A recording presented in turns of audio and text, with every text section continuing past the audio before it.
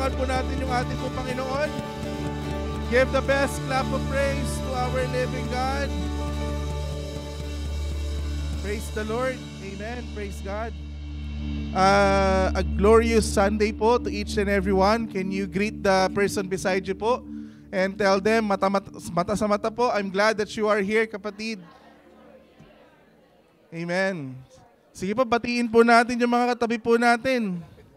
Baka hindi pa po natin kilala. Maybe we still don't know their names. If you don't know them yet, ask their names po. Praise God. Praise be to God. Truly indeed, it's every Sunday is such a blessing po to be here in this place and to worship with you po. And I'm very glad po to serve you today po in delivering the Word of God. Amen? Amen. Praise God. So, this morning po, again, today po is the third week po of January. Akalain niyo po yun, it's already third week of January. Just a few days ago, I think we just celebrated the New Year, right? And now we are going to another, we are almost about to enter February. Amen. So who among here po still has their Christmas trees up? Baka meron pa po, no? Might as well keep them up kasi it's only a matter of time until we put them back again. So, regardless po, we are still in the monthly theme in January, which is called Christ's Sustenance is the Answer, Becoming Fruitful Christians. And our main theme, main text po for this whole month of January comes from the book of John chapter 15 in verse 4. It says there po, abide in me and I in you, as the branch cannot bear fruit by itself unless it abides in the vine, neither can you unless you abide in me.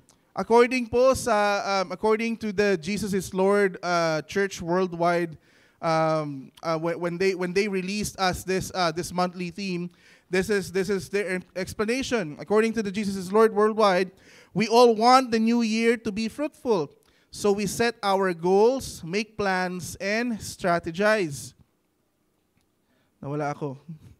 But even our grandest goals, best plans, and wisest strategies can fail to navigate what lies ahead. We need someone who is our Lord Jesus Christ, infinitely greater, stronger, and wiser. We need Jesus Christ, the one true vine, to sustain us. Apart from Him, we cannot bear any fruit. And sabi pa po doon, so this 2025, let us remain rooted in Christ, drawing our strength, wisdom, and purpose from Him alone, because when we remain in Him, we will bear true and lasting fruit. That's for sure.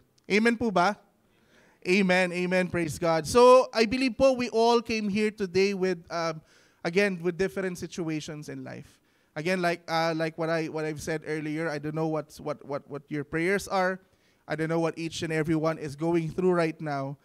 But today, I believe there is one common denominator among us. Siguro po meron pong isang bagay na magkakahalintulad po tayong lahat. There's that one common denominator, and I believe po that we believe that God will do something great today. Amen po. Sige, palakpakan nga po natin po yung ating pong Panginoon. Amen, because we believe po that Christ is the answer. Amen po. Christ is the answer. And again po, no, I believe that 2024 has been a challenging for every one of us, right? Amen. 2024 has been a challenging for each and every one of us. Probably in different sizes or form. We had our own struggles. And for me as well po, 2024 has been such a struggle with our family as well po, mga kapatid. It was a challenging for our family as well. As many of you know po, di ba? As many of you know, I faced a significant period of unemployment back in 2024. It was half of the year. I was unemployed for 6 months. Imagine po, no, I was out of work for 6 months, and imagine the weight of that, the uncertainty, and of course the pressure to provide for my family, because my wife was about to give birth during that time as well. But even in the midst of that difficult situation, God is still working. Amen? God is still working despite of that situation po. In fact po, in one incredible week in July, just want to share my testimony before we begin. In that one incredible week in July, there were two miracles that happened. It actually happened within the same week. I was there. I was on the 6th month worrying that I cannot still find a job. And on the sixth month, happened on the same week po. On July 8th, I received a full-time job offer. And then just a few days after, just 3 days later, on 2 days after, on July 10th, our my wife gave birth to our sweet baby Isabella. And talk about a week of blessings, amen. In that just span of 1 week, it all happened in that same week. And of course, talk about God's perfect timing. I was super worried, but it all happened in that perfect time. But then again, the story doesn't end there, mga kapatid. The story doesn't end there.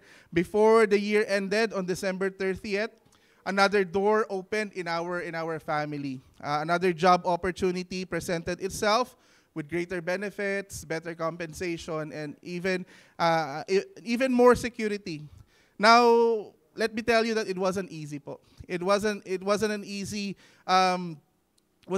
During my job search, I faced numerous rejections, as well as some opportunities required relocating far from home. I actually received calls from British Columbia, calls from Saskatchewan offering me a job. And there are other jobs as well that in different industries, like in the alcohol and the cannabis industry.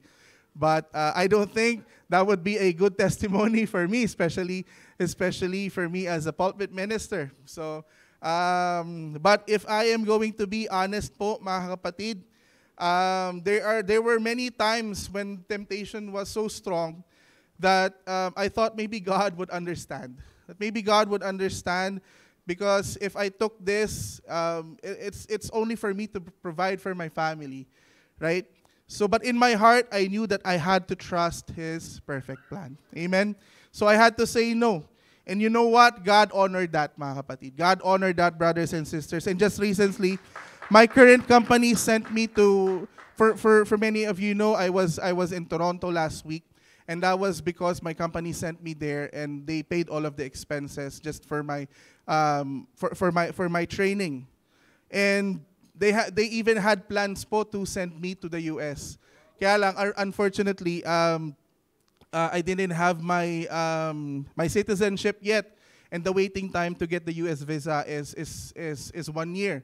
So the company decided, I did not even tell them that's my situation, but the company decided to just send the trainer over here in Canada instead of me going to the US. So again, it's such a blessing indeed from our God, and that's actually happening tomorrow. So the trainer's coming tomorrow, and we will have our training here in Edmonton.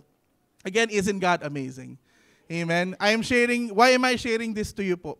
I'm sharing this to you because I want to declare with absolute certainty that Christ is the answer. Amen po? He was the answer then, He is the answer now, and He will be the answer tomorrow. Amen? So again, I just want to ask the question, who among here are waiting for their immigration papers? Amen? Declare that Christ is the answer po. Amen? Who among here po have been praying for breakthroughs? Answer for their long-standing prayers. Again, brothers and sisters, Christ is the answer. And I know sometimes po, that we are anxious about our future, and we are unsure of what lies ahead in our lives. But again, let me tell you with all my heart that Christ is the answer. He sustained me and my family, and I believe He will do it for your family as well. Amen? See po, let's give God the best clap of praise po. The title po, as we're going to dive right into the word na po, the title of my message for today is Abide in Jesus. And our main text for this morning comes from the book of John, chapter 15, verse 1 to 11. And can I invite everyone po to please rise in giving honor and reverence to the reading of the Word of God. Sabay-sabay po nating basahin in John chapter 15, verse 1 to 11. Sorry, there's a second page. In 3, 2, 1, begin. I am.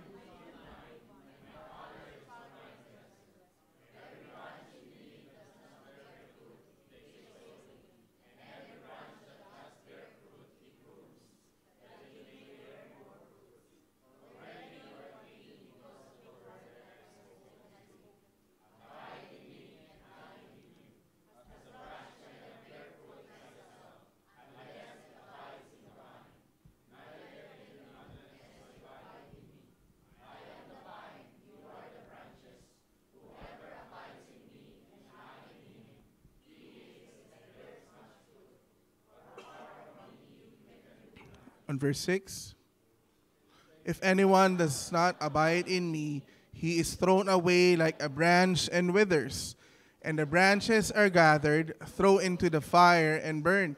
If you abide in me and my words abide in you, ask whatever you wish, and it will be done for you.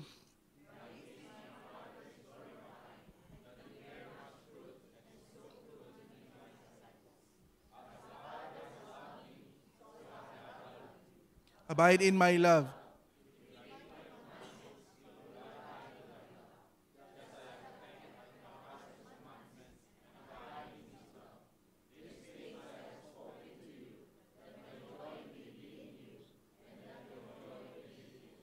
Amen. Come on, let's give the best clap of praise for the reading of the Word of God. We can all sit down na po in the presence of our Lord. As part po of my introduction, the context po of John chapter 15 is within the Last Supper. When Jesus was talking about John chapter 15, or when he was talking about he as the great vine, it was actually when they were at the Last Supper. So the same setting as John chapter 13 all the way to John chapter 17. So John chapter 13 started with the washing of the disciples' feet. And then after that, it was the Last Supper. So that was the, imagine po, envision the scene that Jesus just has washed the disciples' feet. And now at the Last Supper, he is sharing his heart with the 11 remaining disciples. So why 11? Bakit po? Before Judas' departure, actually po, si Judas po paalis na dito. But before Judas' departure in John chapter 13, Jesus used symbolic language, often difficult to interpret. So if we would analyze po, who among here is following po our one chapter a day? Amen. So I believe lahat po tayo, no? So kung hindi pa po, connect with your life group leader, and then they will guide you. We actually started in the book of John. I think we started last week po, no? So so today we should be on John chapter 14 na. Amen. John chapter 14. So bonus po kasi John chapter 15 na tayo. So we've already read the first part of John chapter 15. But again, we can still, pwede pa po tayong humabol. From John chapter 1 up to John chapter 14. Para ano po tayo, we are on the same page, and whenever we talk, we're not gonna talk about any chismis or anything, but we're gonna talk about the Word of God. Amen? We're not gonna marites about anybody, but we'll marites about the book of John po, starting today. Amen? Praise God. So, again, on John chapter 13 po, it was the time when Judas has left. There was a particular line in the preceding chapters of chapter 13. Jesus was using again figures of speech in his teaching. He was saying, he was declaring that he was the living water, the light of the world, the resurrection and the life. It was the I am statements of Jesus Christ. He was saying he was the bread of life, and the people who were listening to Jesus Christ was like, what is he talking about? What is he talking about? He must be demon-possessed. So the Jews that are listening to Jesus Christ cannot believe what he's saying or cannot understand what he's saying. And there was a particular point pa po that his disciples were confused. So at one point po in John chapter 60 verse 60, their disciples said, on hearing it, many of his disciples said, this is a hard teaching. Who can accept it? That even the disciples were confused to what Jesus was talking about, because he was talking in figures of speech. They cannot understand what Jesus was talking about. So they even thought that he was demon-possessed. Amen? But after John chapter 13, when Judas left, when Jesus said that whatever you are going to do, do it quickly. Because Jesus knows that Judas will betray him. That Judas will sell him for a few pieces of silver coins. Amen? So that's what happened, right? So we all know that story. So after John chapter 13, Judas left. Judas left the Last Supper. I don't know if he was able to eat in the supper, but it was not mentioned in the Bible if he was able to eat. But regardless, he left the site, and he was about to go to the high priest and to sell Jesus away. So that's the story. And then after that, everything changes with the dramatic moment described in John chapter 13, verse 27. This is what I mentioned earlier. Then he took piece of bread. Satan entered him. Jesus said to him, "What you're about to do, do it quickly." And then it says there, with Judas gone, the atmosphere shifts dramatically. The figurative language gives way to direct, intimate instruction as Jesus began his final mentoring session with the 11. This is the backdrop for the profound teachings of John chapter 15. So after John chapter 13, when Judas left, there was a shift on how Jesus was talking. From figure of speech, it became into a more intimate talk. It became to a more like a mentoring session. Amen. Have you been into a mentoring session, especially in your life groups, when you were just pouring your heart out, when you were just telling your stories to your brothers and sisters during your life groups? It's similar to that. It's similar to that picture when Judas left. So last Friday po, I was also given the opportunity to share the Word of God in our NOP po. And my topic was taken from Matthew chapter 11, verse 28 to 29, where it says there po in Matthew chapter 11, verse 28 and 29, "Come to me, all who labor and are heavy laden, and I will give you rest. Take my yoke upon you and learn from me, for I am gentle and lowly in heart, and you will find rest for your souls." This is probably po one of the most wonderful, Bella's listening to me. This is probably po one of the most wonderful invitations that the Lord has given us. Imagine niyo po no mga kapatid, brothers and sisters, you were a hopeless person. You were a lost person. You are someone and you don't know what to do with your life. You are someone that you think that you have done so many wrongs in the past that you think that that nobody can ever forgive you. That even your family, even your friends don't even know what to do with you anymore. Imagine that po. Just picture that out in your mind right now. Imagine your past, the way that you lived your life before. Then this perfect God. Then this magnificent King. This beautiful in all of His nature comes to you and tells you, "Come to me and I will give you rest." Isn't that such a wonderful feeling po mga kapatid? Isn't that such a wonderful feeling that the King of Kings and the Lord of Lords will come to you despite of what you have done in the past, despite of being a rebellious child of God? He is there. He was there, and he told you, "Come to me, and I will give you rest." And fast forward na po into the present, I believe that you are here today because at one point in your life, you have said yes to the Lord's invitation. Amen po ba? At one point in your life, siguro po, karamihan po sa atin dito, you have said yes. But again po, if this is your first time attending this kind of gathering, or if is there any first-timer here po, or regardless, if there's any first-timers in our online platform, if this is your first time attending here, or maybe you have heard about Jesus before, you have heard about His name, but you haven't actually really had the chance to get to know Him. Let me tell you, brother and sister, that He loves you and He wants to have a relationship with you.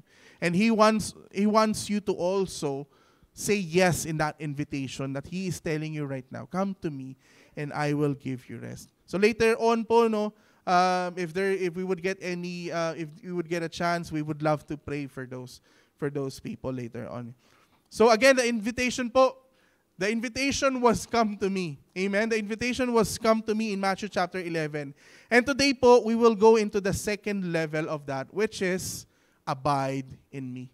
The initial invitation was come to me. Lumapit kayo sa akin. Now, the second invitation is abide in me. But before that po, let us define the word abide. In the next slide po, abide means, it is actually a verb that means to accept or to act in accordance with a rule, a decision, or a recommendation. Or in simple words, abide means to stay, to continue, and to dwell. So, ibig sabihin po pala, if we're going to use the definition, we could say that when Jesus said, abide in me, He meant to say, stay in me, on the next slide, continue in me, and keep dwelling in me. Again, the first invitation po, brothers and sisters, was come to me, lumapit ka sa akin. At ngayon, ang gustong sabihin ng Panginoon sa ating lahat ay manatili ka sa akin. Amen? Di po ba napakasarap po nun? Lumapit ka sa akin. And now, He is inviting each and every one of us right now, everyone who can hear this. Jesus is telling us right now to stay in me, continue in me, and keep dwelling in me. Sa Tagalog po, ang sarap, no? Manatili ka sa akin. Amen. According to John Piper po, he in one of his quotes, he said, a past transaction with Jesus without ongoing devotion is a false transaction. I'll say it again. A past transaction with Jesus without ongoing devotion is a false transaction. Ang ibig sabihin po noon, abiding in Jesus means a lifetime ongoing engagement. It is a lifelong extension of encountering Him. Meron po akong isang kwento, no? There is this one guy, ask another person, he was like, can you teach me how to sing? Can you teach me how to sing? And this person, okay, let me teach you how to sing. And then he taught that person how to sing. And then this person, they just kept on, he kept on teaching the person how to sing.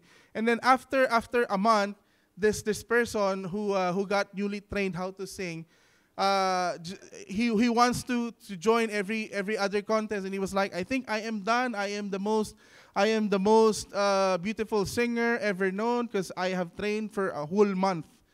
But the trainer said, no, singing is a lifelong venture. Amen. And similar to that po, our abiding is Jesus is not just a one-time transaction. That we say that, Lord, I accept you as my Lord and Savior, and that's it. Hindi po. That is just accepting the invitation to come to Jesus. But another side of that is to abide in Him, meaning we have to continue. As it says there, it's a lifelong extension of encountering Him. Di ba kayo sarap po nun? Do we still remember the time that we first encountered the Lord? Do you still remember po that time? Gaano po kaya kasarap kung yung experience na yun ay araw-araw po nating mararanasan? Amen? How would you feel if you would feel that same experience day and day again? Amen? Encountering God. Sabi po doon, a lifelong extension of encountering Him. Napakasarap po siguro nun. Amen? So again, abiding in Jesus means a lifetime ongoing engagement. It is a lifelong extension of encountering Him. Come to me was the initial invitation. Now the Lord is calling us to abide Him. Amen? So going to our topic po for today, this morning, the first question is, why do we need to abide? Bakit po ba kailangan nating mag-abide sa ating pong Panginoon? For us to understand the reason why we need to abide, we need first to understand our nature. What is our nature? Or what are the characteristics of the branches? Amen? So yung tingin po kayo sa katabi nyo, mukha po bang branch yan? Amen. So number one po, characteristics of the branches is number one. Ginigising ko lang po kayo. Number one, branches are dependent. According to John chapter 15, verse 4 to 5, abide in me and I in you, as the branch cannot bear fruit by itself unless it abides in the vine. Neither can you unless you abide in me. I am the vine, you are the branches. Whoever abides in me and I in him, he it is that bear much fruit, for apart from me, you can do nothing. Just as a baby po is dependent to her mother, katulad po ni Bella, siya po ay nakadepende sa kanyang ina, is we are also, similar to a branch, we are also dependent to the vine. Like apart from the vine, we are nothing. Amen? Just as the verse has said, we need, just like a baby who needs nourishment from the mother, who needs care from the mother, a branch also needs everything that the branch needs for it to be able to survive, and it can only get that from the vine. Amen. So a branch, if left on its own, or if it is not connected to the vine, it is not capable of, number one, gaining life. Again, if the vine is not connected to the vine, it is not capable of sustaining life. And then lastly, number three, it is not also capable of producing life. Number one po, the vine is not, if the branch is not connected to the vine, it is not capable of gaining life, or it pertains to our salvation. Sabi po doon, just as some branches are in a vine, but not connected to the life-giving aspect, so too can people be in a church or a Christian community and not to be truly saved.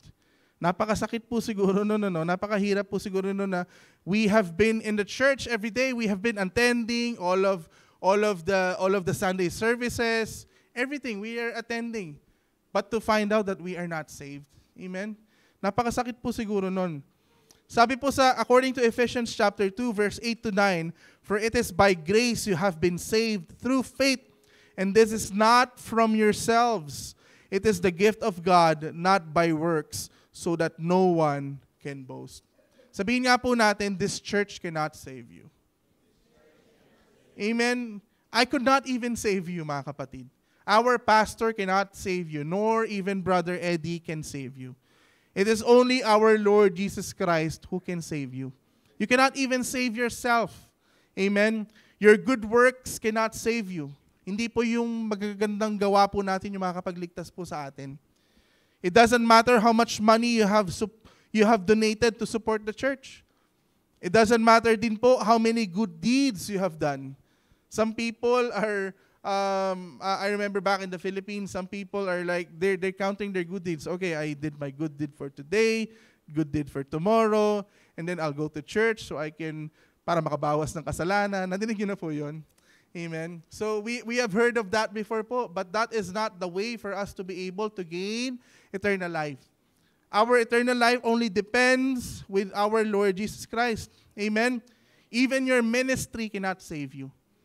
Some of us think po, no, if I'm just going to be busy with my ministry, I'm gonna sleep beside my piano or my drums. I'm not gonna go home anymore. I'm gonna sleep in the church. Maybe I'll get saved. Hindi po eh. It's not about what we do. Amen. So, who among here po watched the movie Left Behind? Have you watched the movie Left Behind po? Kung hindi pa po, mamaya panoorin natin. Sa ating movie day ulit tayo. So, in the movie Left Behind po, there is this one character. His name is Pastor Bruce Barnes. He says there in one of his lines in the movie, in the next slide, sabi po niya, I knew your message. He was talking to God. He was praying. I knew your message. I knew your words. I stood right here. He was a pastor po, no? I preached it, and I was good.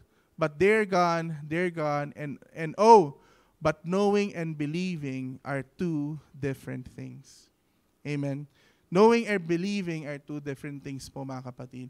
Yes, we know that Jesus existed. Yes, we know that Jesus is the only way, the truth, and the life. But what are we doing about it po, mga kapatid? What are we doing about it? Are we actually abiding in the vine? Amen? Can we ask our seatmates, are you abiding in the vine? Siguro po, let this be our commitment for today. na siguraduhin po natin before we come out of those doors later today, before the service ends. Let us make sure that we are abiding in the vine. Let us make sure that our salvation is secure. Let us make sure po that we do not just know, but we believe that Jesus is the only way, the truth, and the life, and no one comes to the Father except through Him. Amen po. Sige, palakpakan nga po natin po yung ating Panginoon. Again, as branches po mga kapatid, we must be connected to the vine, which is our Lord Jesus Christ, because He is the only way to our salvation. Number 2, sustaining life. If we are apart from the vine, the branches cannot sustain life, or it pertains to our life being changed from glory to glory. As it says there po, no, branches cannot sustain life on their own. Just as a person cannot change himself, but only God can transform us from glory to glory. Ito po, very timely po, no. Who among here had their New Year's resolution? Third week na po, no. Sino pa po yung nakakasunod ng New Year's resolution? Second week pa lang, sablay na eh. Amen? So we always, before the year ends, we always probably write something, or we probably promise ourselves that this is what I'm going to do for next year. I'm going to go on a diet. I'm going to change my life. I'm going to do this and that, but only to find yourself that you have failed on the second day. Amen? Second day pa lang, failed ka na. Amen? So, it is impossible po. It is very impossible for us to change ourselves. Sabi po sa 2 Corinthians chapter 3 verse 18, and we all with unveiled face beholding the glory of the Lord are being transformed into the same image from one degree of glory to another. For this comes from the Lord who is the Spirit. Sabihin nga po natin, from this comes from the Lord, who is the Spirit. Amen. The only person who can transform us is our Lord Jesus Christ. Amen. There is no other in the world, or there is no secret formula. There are some book authors that they would write how to live a life to your fullest, or how to change your life. But people have followed those books and they failed. Amen. Historically speaking po, no, how many people have really changed because they followed a certain formula. Amen. We have heard it over and over again that we cannot change ourselves. Amen. Sabi nga po sa kanta ng Tagalog, ano po yan? Gusto kong bumait pero di ko magawa. Amen. Paulit-ulit po nating inaawit yung kanta na yon, nirarap pa natin. But we can never ever change ourselves, mga kapatid. So aside from salvation, Jesus can also change and transform our lives. When we are connected to the vine, it doesn't matter what kind of past we had. It doesn't matter how dirty we were. He can change you, and it is not just a one-time process. Ang pagbabago po natin ay hindi isang one-time process lang po. We would say, Lord, I want to change overnight, and then tomorrow morning you're a changed person. No. It is a process. Abiding in Him is an ongoing lifetime process. That's why it says, abide in me. Manatili ka sa akin. Amen? Unless you are dead. But if you are still alive, then that's what we need po, mga kapatid. We must abide in the vine. Again, abiding in Him is an ongoing lifetime process, changing you from glory to glory to glory to glory to glory. Amen? It is a lifetime ongoing process. Amen? Sige po, palakpakan nga po natin minsan pa yung ating pong Lord. Hindi ko po sukat akalain yun. I can never comprehend it in my mind. The Lord has given us salvation, and yet He still has the time for Him. Yes, He has saved us already, and He still has the time to change us, to sustain our lives. Amen.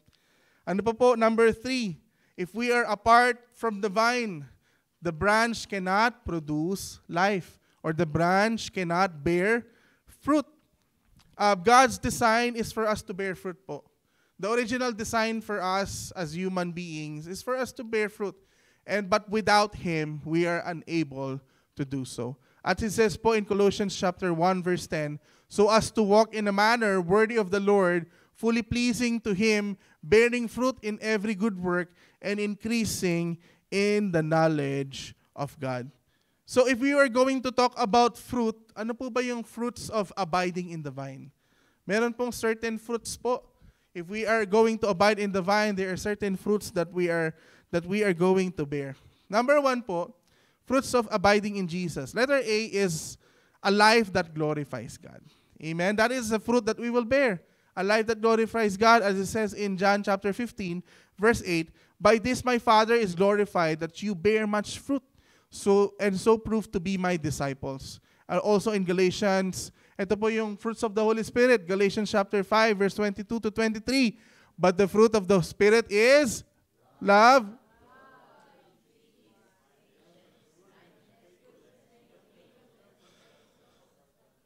Okay po, yung sabay-sabay naman. But the fruit of the Spirit is love, joy, peace, patience, kindness, goodness, faithfulness, gentleness, and self-control.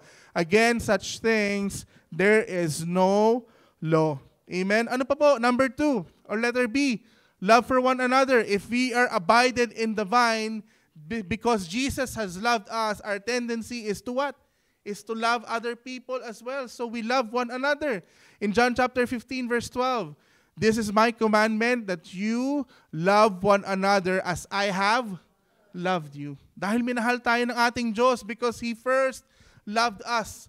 Now we are capable of loving other people. And if we keep on abiding to Jesus, then we will be full of love po, mga kapatid. Tingnan niyo nga po yung mga mukha po ng katabi po ninyo. Mukha po bang full of love? Amen. Yung mukha po bang naka-abide kay Jesus? Amen. Nakapout pa, no? Amen. So, again po, no, let us check po natin palagi. Siguro mag-check po tayo palagi ng katabi po natin. Naka-abide ba to kay Lord? Kapag po yung mukha mukhang hindi naka-abide, alam na po natin siguro, no? So ano pa po? Letter C. If we abide in Jesus, there is answered prayer. If you abide in me and my words abide in you, ask whatever you wish and it will be done for you. Kaya po mga kapatid, if you have long-standing prayers and petitions that we have been praying for so long, I believe po this year is going to be a year of breakthrough para po sa ating po lahat. Amen? But then again, there is a warning. Of course, this is not a license for believers to treat God as a genie in the bottle. Amen? This is not our license to treat God as a vending machine. So bearing spiritual fruit only comes when we abide. Again, meron pong condition eh. There is a condition that we have to do for our prayers to be answered. We need to abide in the vine. Amen. We cannot just say, Lord, I want this, I want that, I want this, I want that, but we are not abiding in His will. We are not abiding into His nature. We are not abiding to His examples. Then it's all nothing po. Amen. Abiding in Him means we have to live a life that is pleasing to Him. Abiding to Him means we need to follow His examples. Amen. Abiding in Him means we are doing His will. Amen. So there is a meron pong condition. Answered prayer only happens when we pray when what we pray is a part of the will of God. And how do we know the will of God? By abiding to Him. Amen? And then lastly po, letter D, abiding in Him gives us true freedom. As it says po in John chapter 8, verse 31 to 32. So Jesus said to the Jews who had believed Him, if you abide in my word, you are truly my disciples. And you will know the truth, and the truth will set you free. Amen? Minsan pa nga po, palakpakan po natin yung ating Panginoon. Number 2 po, aside from being dependent, another characteristic po of a branch is mutable. When we say mutable po is able to or tending to change. A person, if sabi nga po nila, no, if there is something constant in this world, that is change. Amen. Change always happens. Amen. That is the only constant thing in this world. Amen. Sabi po nila, there is wala daw pong forever, but there is change. Amen. So there is one thing that is constant, no, wala S. Constant, and that is change po. And that's why po, a branch which is able to change is a branch that is growing. Amen? A branch that is connected to the vine has no other choice but to grow. Ang isang halaman po, kapag tinanim niyo yan sa lupa, dinidiligan niyo araw-araw, binibigyan niyo ng fertilizer, walang magagawa yan kundi mag-grow. Amen? A plant that you have been watering and you have been fertilizing for regularly, it cannot like sunk in the ground. It cannot choose to just, I will not grow, I will just sink in the ground. No, or a baby. If a baby, katulad po ni Bella, pag pinadede mo ng pinadede, ganyan magiging itsura talaga niyan. Pero ang isang bata po, if a baby, you keep feeding a baby and you see that the baby is not growing, then something is wrong. Amen?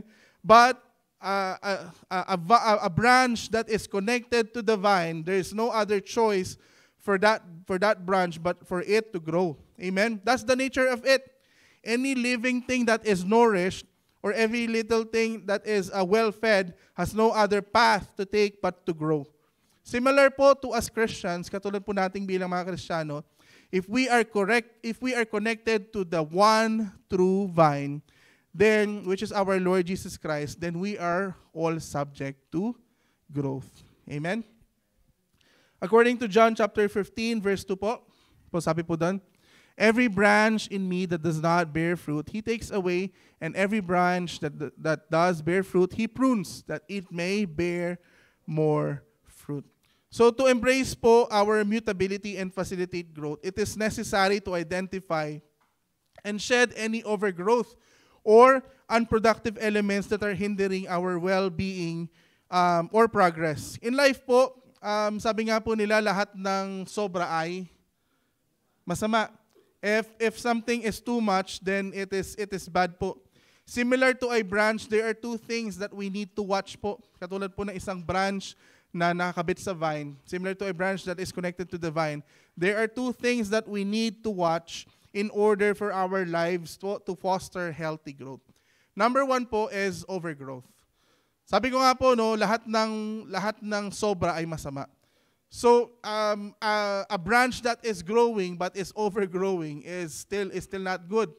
In Jeremiah chapter 17, verse 5 to 6, thus says the Lord, cursed is the man who trusts in man and makes flesh his strength, whose heart turns away from the Lord. He is like a shrub in the desert and shall not see any good come. He shall dwell in the parched places of the wilderness in an uninhabited salt land. Amen. Can you look at your seatmates po and can you see them as being perfect? Perfect po ba sila? Sa mag-asawa siguro, wag na kayo magbulahan muna. We cannot see anybody as perfect. Amen. Nobody is perfect. Amen. Siguro po it is something that was intended by the Lord for us not to be perfect. Kasi kung perfect na tayo, baka naging Diyos na tayo eh. Amen. So, sabi ko nga po, lahat ng sobra ay masama. There's always room for growth. But if there is overgrowth, katulad po nito, sometimes there are things in our lives po that if it is left unchecked, baka po masobrahan. Number one po is past achievements or laurels. Sometimes po in our lives, sometimes we live as if we're still living in the past. Sabi ko, back in my day, I actually did this. This is my accomplishments in the past. This is what I did in the past. We keep on living in our past achievements. Or like last week, I was able to worship. My worship leading was really good last week.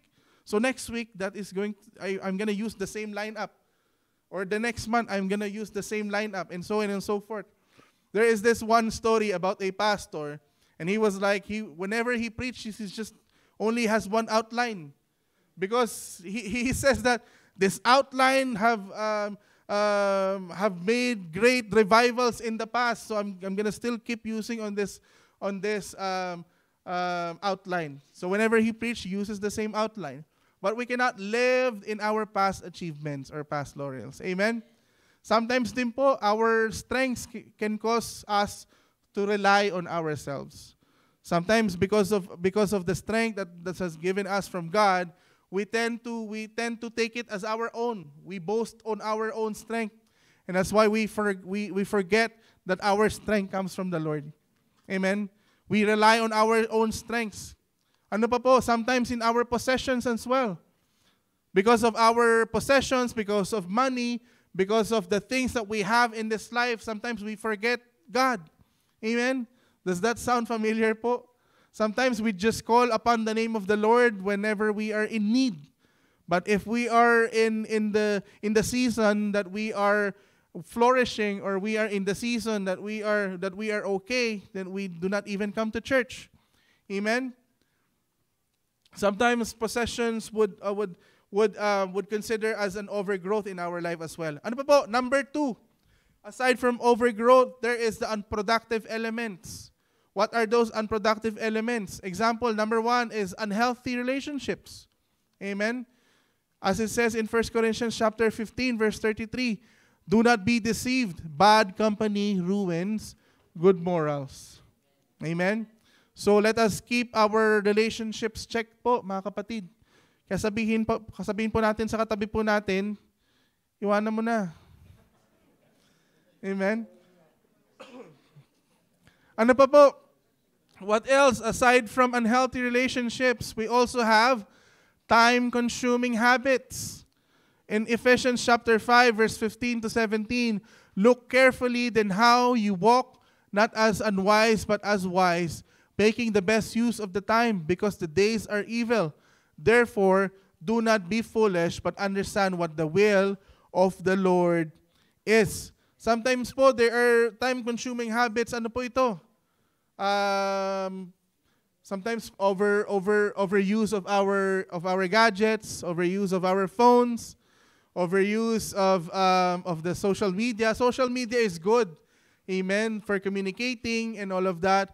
But if alam niyo po yun, if we just spend many hours scrolling, lamaan eh.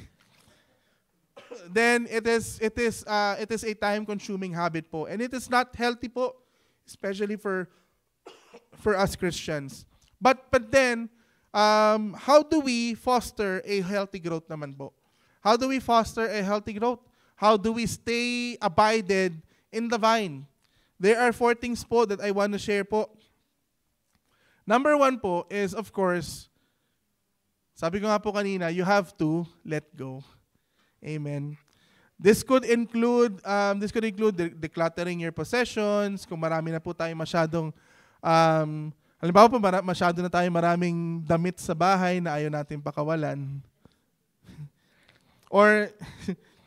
or unending unhealthy relationships, or quitting commitments that drain your energy. There are so many things in our lives po that takes away, if it's something that takes away our time away from our Lord, if it takes away the time away from our Lord, then it is something that we must let go. Amen. Sabi nga po sa Jeremiah 29:11, what does Jeremiah 29:11 says? For I know the plans, declares the Lord, plans to and not to, plans to give you and a future. Amen po. So there should be a point in our lives po that we should say, let go. Can we say it po? Let go. Amen. What else po? Aside from letting go, we also need to set boundaries. Can we open our Bibles po in the book of 1 Corinthians chapter 6 verse 12? Hindi ko po pala nailagay dyan. 1 Corinthians chapter 6 verse 12. Sabi po doon, 1 Corinthians chapter 6.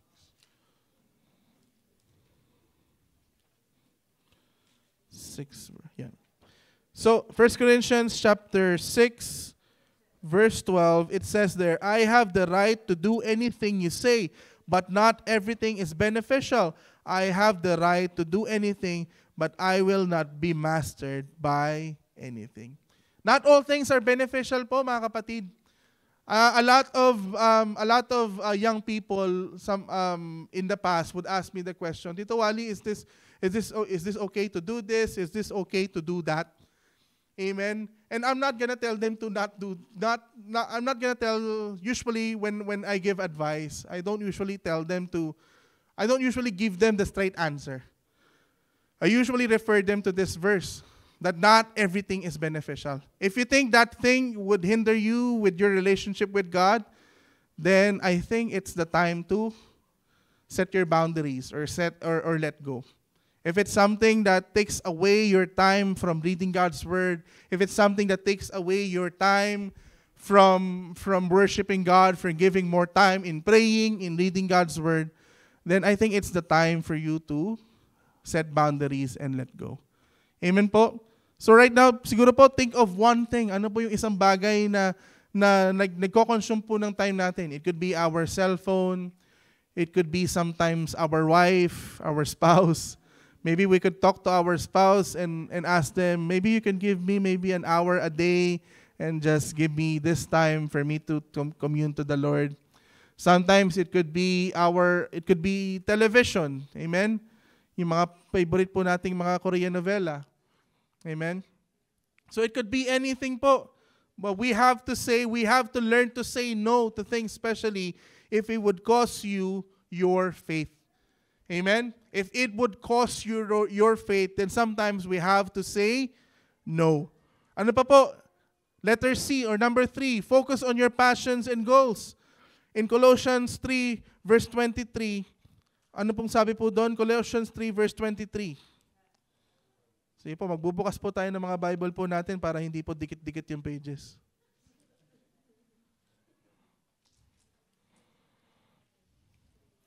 Colossians chapter 3 verse 23. Yan. Sinadya ko po talaga yan para buksan po na. Sino po dito yung may mga Bibles? Amen. Yan. Colossians 3:23 says there, whatever you do, work at it with all your heart as working for the Lord, not for human masters. So identify what truly matters to you and dedicate your energy pursuing it, mga kapatid. Amen? And that is one way po for us to eliminate time-consuming habits. If there is one thing that you wanted to do for the Lord, you want to be good, you want to be better at playing the piano, then spend more time playing the piano for you to be able to worship the Lord.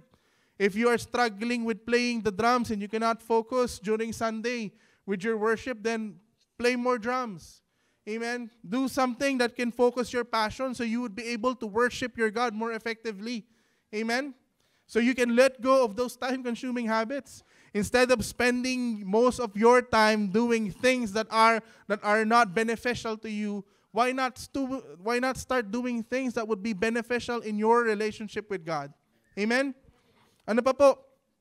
And then lastly, letter D, it let Jesus prune you. In John chapter 15 verse 2, ano po sabi po doon? John chapter 15 verse 2, every branch in me that does not bear fruit, He takes away, and every branch that does bear fruit, He prunes, that it may bear more fruit. Sometimes po, we need to let our Lord Jesus Christ prune us. Because if there is one person in the whole wide world, it's not your parents, it's not your spouse, it's not your children, but if there is anybody in this world who knows you better, that is our Lord Jesus Christ. He even knows the number of your hair. Kahit po iilan na lang po yan, alam po ng Lord yan. Amen? Sometimes it hurts to let go of things, but the Lord knows what is best for you. Sabihin nga po natin yon, the Lord knows what is best for you. Amen? Palakpakan nga po natin yung ating Lord. Next po, malapit na po ako matapos. What does it mean to abide? What does it mean to abide? Number 1 po is abiding in His love. In John chapter 15, verse 9, it says, "As the Father has loved me, so have I loved you, so abide in my love." When we abide in God's love po, mga kapatid, it means we are bathing. Ang ganda po ng pagkakadescribe bathing in His constant, unconditional affection. Na parang naliligo tayo sa presensya po ng ating Panginoon. What else? Trusting His goodness even in trials, knowing He works all things for our good. Again po, what I've said earlier and before we even began, I don't know what each and everyone is going through right now. I know that in this life po, we will go through trials in different shape or forms. We are gonna go through different struggles in our lives. Amen? Abiding in His love means no matter what the situation is, we will still trust His love. Ano man yung sitwasyon po ng buhay po natin, that's what it means to abide in His love. That's what it means. The Lord, I will continue following your love. Yun po yung ibig sabihin po noon, that no matter what the situation is, we still trust His love. That even though it pains us so much, we would still trust His love. Na minsan po, sometimes it may seem that He is so far away. Na para pong naranasan na po ba natin yun sometimes in our prayers? Sometimes we feel that the Lord is so far away. Amen. Whenever we pray, we feel that, Lord, why does it feel like that you're so far away? Why does it feel like that I am alone right now? Sometimes you may not hear His voice, but know that you can trust His love. Amen po ba, mga kapatid? Abiding in Jesus' love means continually believing that we are loved by Him regardless of the circumstance. Sabihin ko po ulit, abiding in Jesus' love means continually believing that we are loved by Him regardless of the circumstance. Anumang sitwasyon, di ba sabi sa awit, anumang sitwasyon o pagkakataon, mamahal, magtatapat sa'yo. Maglilingkod sa'yo nang may kagalakan. Panata ko ngayon. Minsan pa nga po, sabihin po natin yun, anumang sitwasyon. Anumang sitwasyon at pagkakataon, magmamahal, magtatapat sa'yo. Maglilingkod sa'yo nang may kagalakan. For the last time po, just for the sake of those English speakers, so they can read the translation. Anumang sitwasyon at pagkakataon, magmamahal, magtatapat sa'yo. Can we say to our God, maglilingkod sa'yo nang may kagalakan.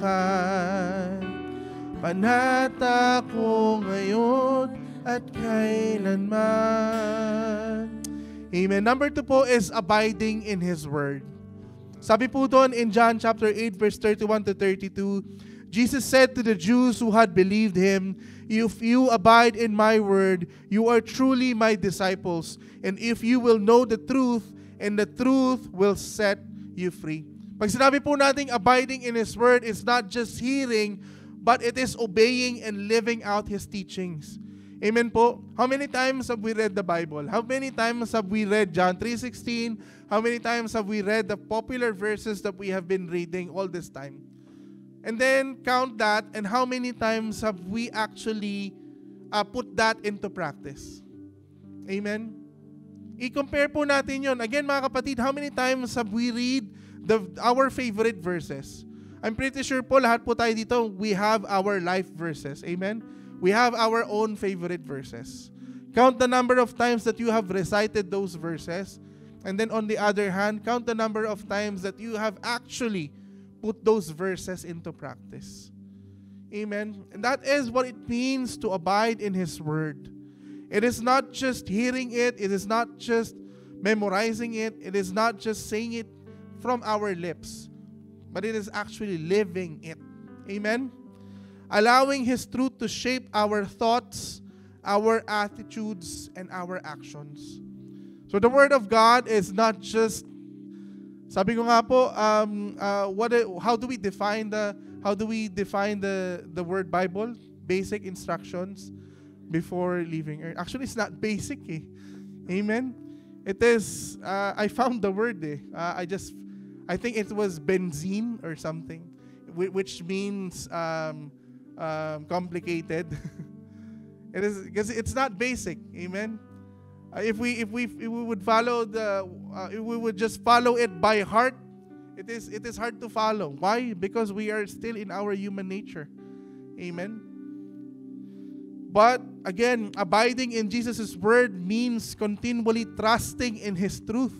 Amen, mga kapatid. Despite of the circumstance, despite of what's going on in our lives, sometimes po, yes, praise the Lord. Amen. Pag nasa church po tayo, praise the Lord. Hallelujah. Amen. But whenever we are on that position, when we are in our struggles, when we are in that season in our lives where we are struggling, when we are in those tests, then can we still say praise the Lord? Can we still say hallelujah? Can we still recite those verses that we recite? Amen. Or can we still live? Can we still put into practice the verses that we have been reciting? That's the real challenge po, mga kapatid. That's the real challenge. And that's why, what does it mean to abide? It means, again, abiding in His love and abiding in His word. Amen? Abiding in Jesus' word means continually trusting in His truth and what He has revealed about Himself and His work. Amen. There are so many things in the Bible on how Jesus has revealed Himself. Jesus has revealed Himself as the way, the truth, and the life. Jesus has revealed Himself as the resurrection and the life. Jesus has revealed Himself as the only Son of God. There are so many things that how Jesus has revealed Himself in the Bible. But is it true in our lives po? Is Jesus really indeed your provider? Is Jesus really indeed your healer? Is Jesus really indeed your Savior? It has to manifest in our lives po, mga kapatid. We don't just proclaim it in our mouth. Amen. Yes, it is important to proclaim it and declare it in our mouth, with our mouth. But we have to live it. Amen. In our application po, how do we abide? How do we stay in Jesus Christ? Number one is through prayer. Constant communication, pouring out our hearts to Him. What else po? Number two, through the Scripture, by daily feeding on His Word, by meditating on His truths. Napaka-basic na lang po nito. Nahihiya nga po ko sa inyo kasi alam ko, this is just basic. But this is very important to us. What else? How do we abide? By fellowship. By gathering with other believers for encouragement and support. Kaya po napaka-importante po that we must attend our life groups. We must attend our worship services. Kasi that is one way for us to be able to abide in the vine. That is one way for us to be able to say, Lord, I want to continually abide in You. I want to stay with You. I want to keep on dwelling with You. Those are the ways, by praying, by reading the Word of God, by having fellowship. What else? Number 4, by obeying Him through obedience, by putting His teachings into practice, by living a life that reflects His love. And lastly po, through evangelism, by sharing His love towards other people. Amen po. Our theme po for this month is Christ sustenance is the answer. Becoming fruitful Christians. Amen. If we are going to be fruitful, ito po yung that is our goal. That's why this coming summer, we are gonna go out, share the love of Christ. That's going to be our fruits. Gusto niyo po ba yun? Amen. Is that what you want po? Sabi po sa salita din ng Diyos, know them by their fruits eh.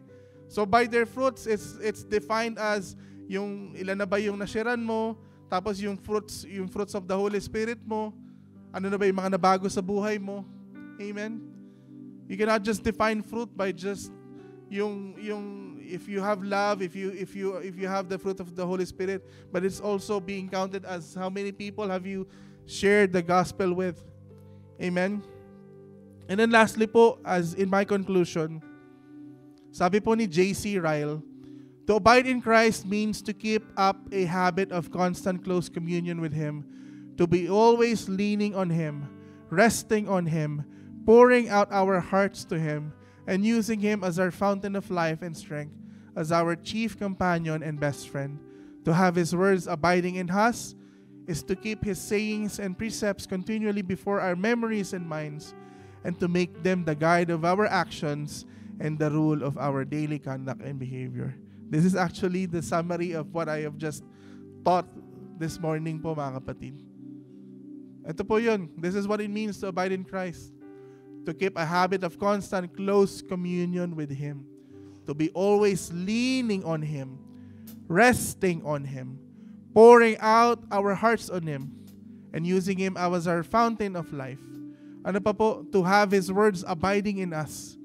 To keep His sayings, precepts continually before our memories and minds, and to make them the guide of our actions and the rule of our daily conduct and behavior.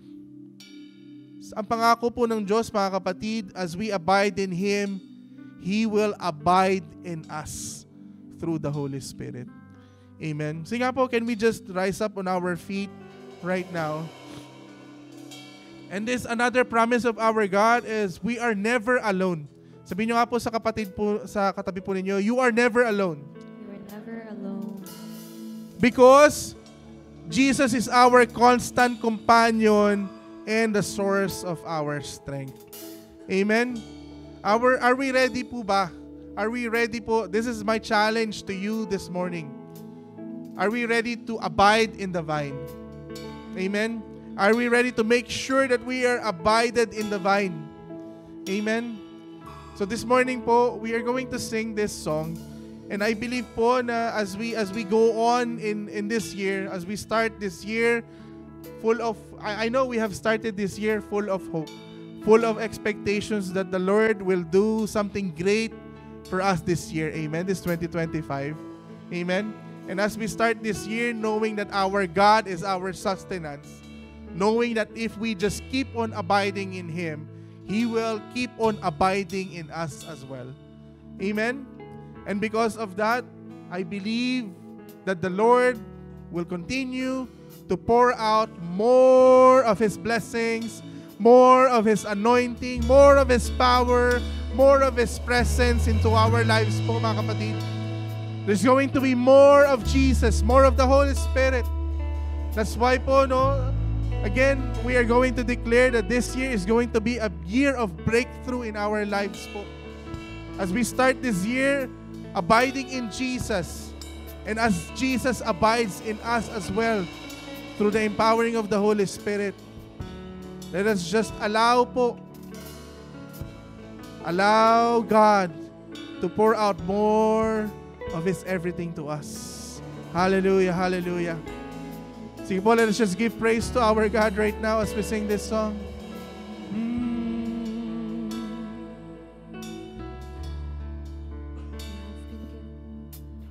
You have been good To me. Can we just declare it po? You have been good. to me. You have been gracious. You have been You have been gracious. faithful. You have been faithful. Meeting my need. And let's sing, Lord, it's so plain to see. Lord, it's so plain to see. You have been good to us.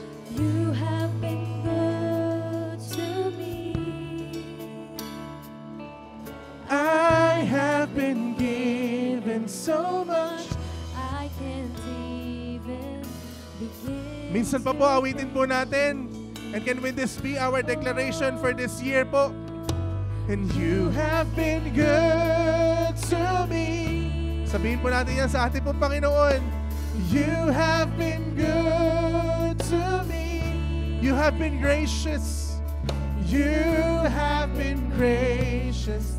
You have been faithful, meeting my needs. And Lord, it's so plain to see. Lord, it's so plain to see. You have been good. You have been good to me. I have been given so much. I have been given so much. I can't even begin. But there is more po. There is more that the Lord will give to us. And still I believe there is more. I believe. Sige po, if this is our faith, if this is our faith that the Lord will give more to us this 2025, raise up your hands and sing this song po. Oh, that your love has in store. And still I believe there is more. I believe there is more. I believe. So I open my hands to receive all that your love has in store. Lord, I believe. Minsan pa po, aawitin po natin. And let this be the prayer of our hearts as we thank our God for His goodness. You have been good to me. Yes, you have been good to us, Lord. You have been good to me. If you believe that the Lord has been good to you, sing this song. You have been gracious. You have been faithful, meeting my need. And Lord, it's so plain. And Lord, it's so plain to see. You have been good to me. I have been given so much, I can't even begin to think. Come on, with all our voices. And still I believe there is more. I believe there is more. I believe. So I open my hands to receive all that your love has in store. Come on, let's sing it again. Still I believe. And still I believe there is more. I believe there is more. I believe. Come on, if you believe it. Oh, so I open my hands to receive all that your love has in store. Can we just sing it softly?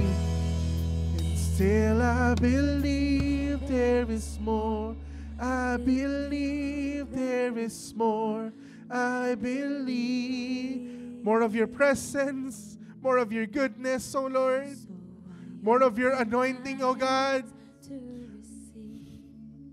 All that your love As in store. more of your breakthroughs, oh Lord God. And still I believe there is more. We believe there is more. Believe. Can we just raise up our hands towards heaven? So I open my hands to receive as our gesture of believing that our God is capable of doing more in our lives. Sige po.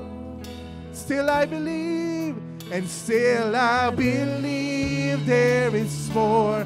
I believe there is more. I believe.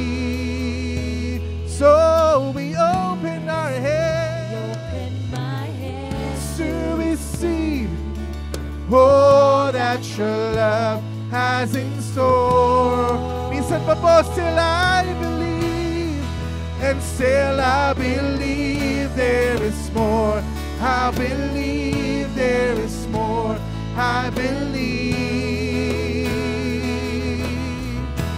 So I open my hands to receive all that your love has in store.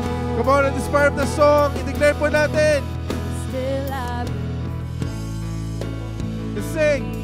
Exceedingly, abundantly, more than our minds can imagine. It's love overflowing, you are bestowing day after day after day. Minsan po, exceedingly, exceedingly, abundantly, more than our minds can imagine. It's love overflowing, you are bestowing day after day after day. So ulit pong pagkakataon, we'll sing. And still I believe there is more. There is more, I believe. Lord, we believe that there is more, Lord God, in store in the lives of your people, O God. We believe, O Lord, na kanuman, Panginoon, that everything that you have done in 2024, all of the blessings, all of the breakthroughs, Lord God, Lord, you will continue, Lord God, to dwarf everything that you have done recently, and you will do more this 2025, O God, in the lives of your people, O God. Lord, I continue to declare, Panginoon, that there will be abundance, Lord God, in the lives, in every families, Lord God, na bumubuo, Panginoon, ng Jesus is Lord, Sherwood Park, and even Swan Hills, O God, and Mandir, O Lord. We believe, O Lord God, that there is more, Lord God, as if we would just keep on abiding in you, O Father. I believe that every prayers that are left unanswered, Panginoon, every prayers and petitions, Lord God, long-standing prayers and petitions pa po, Lord God, na hindi pa po nasasagot, Lord, will come into pass, Panginoon, will be answered this 2025 in the mighty name of Jesus, Lord God. For we believe, Panginoon, Lord, that you will do more this 2025, Panginoon. If we would just keep on abiding in you, O God. And Lord God, thank you for your promise, O Lord, that if we would just keep abiding in you, you would also keep abiding in us, O Father. Lord, thank you, Lord God. Maraming salamat po, Lord God. And we expect, Panginoon, katulad nga po nung inawit namin, Lord God, that there is going to be exceedingly, abundantly, more than our minds can imagine, O Lord God, things that you are about to do, Lord God, in your congregation, Lord. We believe it, Lord God, in the mighty name of Jesus, Lord. Lord, we have no doubt, Panginoon, because we know who you are. We know who you are. You are a God, Panginoon, that is faithful, Lord God. You are a God, Lord God, that is not short on your promise, O Lord. But you are a God, Lord, that is faithful enough, O Lord. Faithful indeed, O God. Kaya maraming salamat po, Lord God. Our expectation is high, Panginoon. Oh, we thank you and we bless you, O Lord. Oh, Jesus.